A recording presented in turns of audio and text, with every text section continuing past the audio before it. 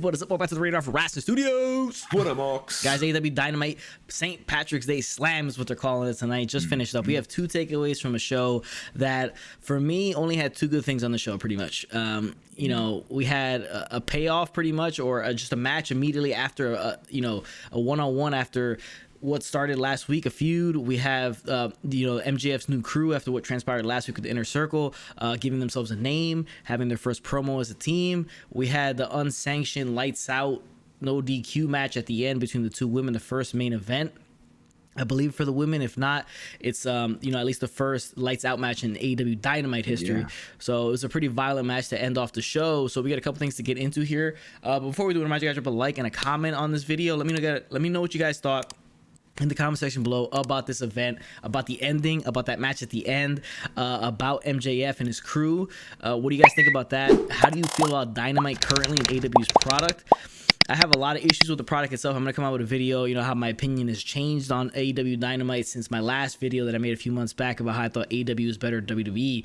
So stay tuned for that one. So let me know what you guys think about AEW currently. Remember, if you're watching, not subscribe to the channel. Notification bell, you'll learn when the videos drop, social medias, all that good stuff. Let's get right into AEW Dynamite. And start off, Cody versus Penta Cero Miedo. So this feud was set up last week after Penta cut his promo on Cody, and they immediately go to a singles match the following week. I'm not sure if I like that idea, but the match happens. Yeah, kind of rushed. You have Cody still nursing the shoulder injury. He plays it out through the match. A million moves. I mean, Canadian Destroyer from Cody, the Crossroads, all get kicked out, and the roll up, the most lethal move in professional wrestling, is what gets the win here. Cody beats Penta, and then there was a beatdown at the end, and the whole Nightmare family came out or whatever.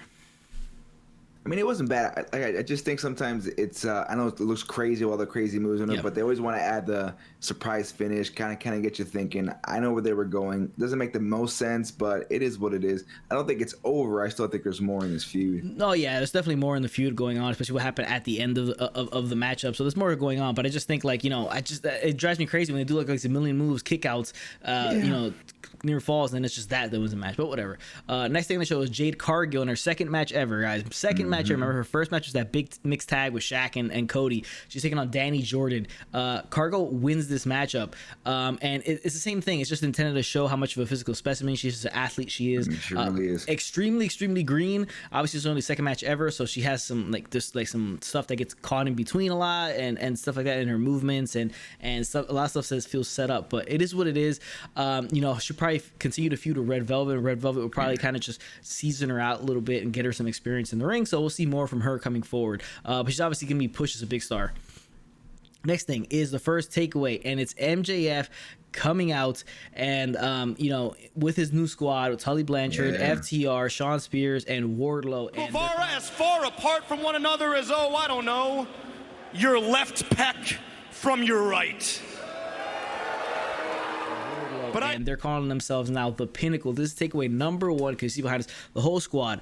They come out. He talks his trash, MJF does, about Chris Jericho, makes fun of him, and how he's gonna completely take everything from him. He ends up taking his locker room, the Inner Circle locker room, later on. But they're called the Pinnacle. And it's kind of like a 4 horseman playoff, even though it's 5 of them. But with Tully being there, that's where you get the 4 horseman feels from. Again, I thought it was a tremendous promo from MJF. It's, when does he cut a bad one, right? He never really does. So I thought it was really, really good stuff from MJF here. The rest of the crew didn't speak, but that's not what they're there for. I think the fact that FTR I think should have been still tag team champions. I think they would have fit better. Like, I think it would have been a better look with them holding the tag team championships. But again, I go back to this whole group feels like the best thing in the world for Shawn Spears. They're still calling MJF referred to him as the chairman. So that was a disaster that was never pushed on. To me, he's more of the disappearing man. That's what he is to me, because he disappears and comes back. But this, it's good to see him 2 weeks in a row on Dynamite. But this is the best thing for Shawn Spears to be in right now. A stable that's featured on the show. Even though AEW right now has like 6 or 7 factions currently going, it's a lot. They're falling a little bit too much on the faction, but this one is such in a big spot with the Inner Circle. I think it's good, and I think it's going to help Shawn Spears a lot. FTR needs to get their hands on those titles again, though. Yeah, this group is menacing. It's got everything. You got the best tag team on the planet. You have Shawn Spears, double S Shawn Spears, the chairman. Something that has been underutilized for years. Now we can see him grow, and you can build a star out of him. You got Wardlow, who's like the muscle, and the younger guy who's a beast. And then you got the leading man in MJF. You got the old school blood in Tully, and MJF killing the promo. I'm excited for this because now the Inner Circle has a foe to go up against, and now they're going to switch to baby faces or kind of be that comedy tweener, doesn't really care, thing going on against this new powerful group. So it's going to be fun. Add new storylines, get these guys more involved in the stories. Again, with only 2 hours, sometimes it's good to have the group so you can see people and throw them in matches and just have some type of, more screen time. So it's pretty good. I'm enjoying MJF as the leader just off his first night. I think it's going to be really great for him. I think it's going to bring him to another level. Him and Jericho. I'm excited for it. So let's see what goes on. Ton of groups, but this group is by far like the most loaded one out. Yeah. Even it's more loaded than the Inner Circle. If you man to man. I mean, this is a really sick team they put together. So I'm excited to see this feud with the Inner Circles. I mean, it's gonna be awesome. Yeah, it's gonna be awesome. And man, with this new faction, it just kind of like puts the Nightmare family as cemented as the most useless one of them all. Yeah, in terms of faction. Like, I didn't even know Billy Gunn and his sons were in it. I thought they were just the Gun Club. Now they're in the Nightmare family, but whatever. That's the thing with the Nightmare family. Like, I feel like every other day they have somebody just joining in. Like, oh, there's a recruit from the Nightmare family and school. They do absolutely nothing. They show up like in entrances or after matches. I think it's today when they're trying to like separate Penta and stuff like that. They're only there to help Cody or to save Cody's life, and then that's it. I mean, it's basically pretty useless. QT Marshall, there's a weird thing nobody really cares about, so whatever. I mean, I don't know, but this feud is definitely going to be something interesting to watch. Now I know there's people saying that MJF's like promo similar to like Triple H with Evolution. He kind of just ran down the lineup and they said, "Oh, this guy's this." It's similar to Evolution, but it's the explanation. Yeah, exactly. That's what you're supposed to. You gotta hype the whole thing up, hype all the guys up. But people have been saying that. I've heard it. People saying like, "Oh, it's similar to Triple H," and it's like a cliche promo. But no. It's good stuff. Come on. Anybody that ever starts a group is going to have a promo like that because they're explaining the point of the group. It's just, come on, common sense, people. Common sense. Exactly. So that's takeaway number one. That group, they took the Inner Circle's locker room later on the night, but that group is going to be a force to be reckoned with. Who knows if it ends blood and guts or like a stadium stampede style match or something like that, but we'll see what happens. Next thing on the show was a letdown. A 10-man tag. You had Jurassic Express and Bear Country taking on Matt Hardy, Private Party, Butcher, and Blade. Now it's part of the whole Big Money Matt crew. In the end, Hardy, Private Party, the Butcher, and Blade win. Nobody cares. Not really happy with this. I don't really like Matt Hardy's thing now. I think he should have stayed with the Madiverse, the multiverse he had going on. What's the story with the money he's given to to Hangman Page? Is it a weekly thing? Is it, do you give it all in a lump sum? When did he become the $1 Million Man? Like, this just doesn't make any sense. He went from being the multiverse Matt Hardy to being this nonsense. I don't know. I'm not digging this entire just doesn't make any sense. Him and Private Party don't really work together all that well. They don't make that much sense. I don't know. I'm not a big fan. Yeah, this whole thing isn't that great. Next thing on the show is Tony Schiavone gonna have another interview with Sting. So he has one with Sting and Darby Allin. Sting said absolutely nothing. So Darby Allin comes out, says he wants he's giving an open challenge to whoever the Dark Order wants to send. It's gonna be John Silver to take him on for the TNT Championship. Kind of random, but yeah, I mean, whatever. It is what it is. Then you have Archer coming out again, interrupting and talking trash to both Sting and Allin. So he's going for that TNT Championship and Schiavone. So he's probably maybe have a match with Sting, maybe have a match with Darby Allin. We'll see what happens. But then you have Team Taz coming out first time since the Revolution loss, and then you have Brian Cage giving respect to Taz.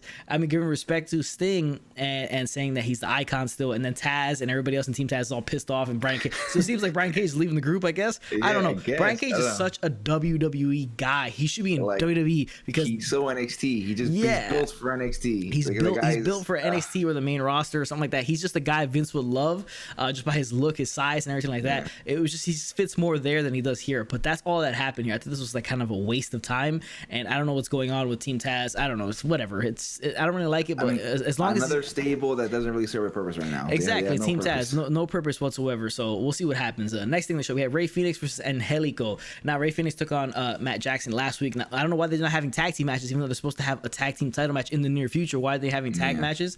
I don't know. But Phoenix gets the win. That's all there is to it.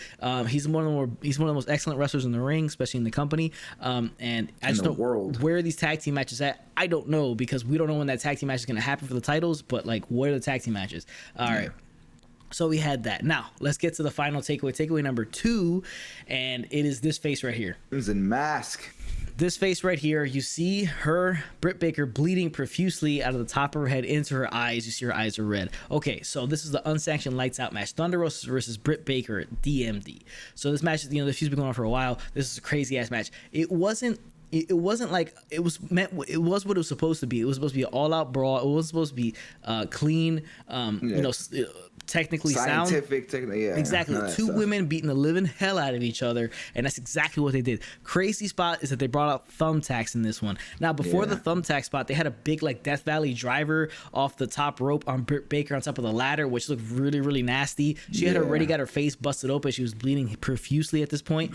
Thunder Rosa is bleeding, but not as much as Britt Baker does. Britt Baker is a hell of a bleeder. I mean, she has like she's Austin level bloodiness. Like she might be worse because like it gets all in her long hair. It looks nuts. Yeah, she's a big time bleeder. So so this match was nuts. I was surprised they went this far with it. They gave this much blood, but I guess she just couldn't control how much blood. I thought they were gonna stop the match with how much she was bleeding. To be honest with you, but it looked nasty. And then that big Death Valley driver onto the ladder, and then they brought the thumbtacks out. Britt goes straight into the thumbtacks. Thunder Rosa escaped the Death Valley driver attempt.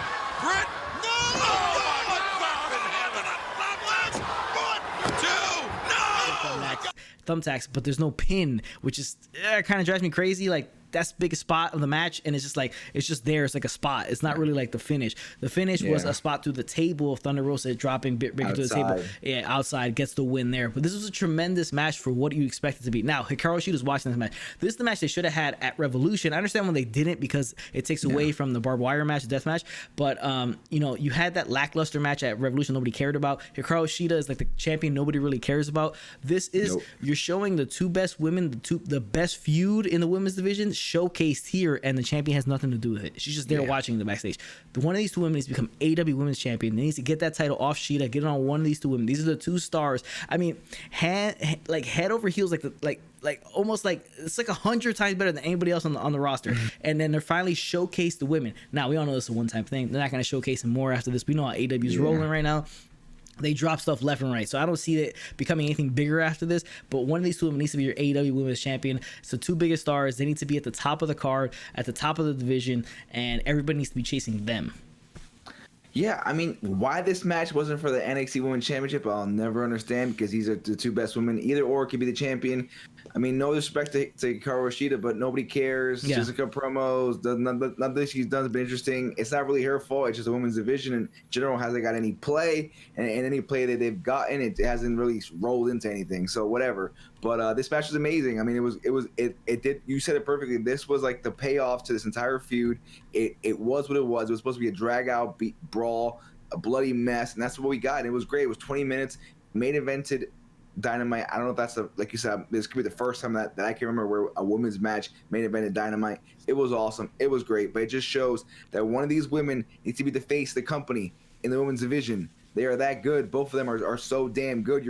They're being wasted, and you're wasting the women's division. You can elevate the division just by having these two women on top, and they're making such a mistake. And like you said, AEW, stop dropping things, mid feud. It's just like it just goes away, and we don't see them. We forget about them.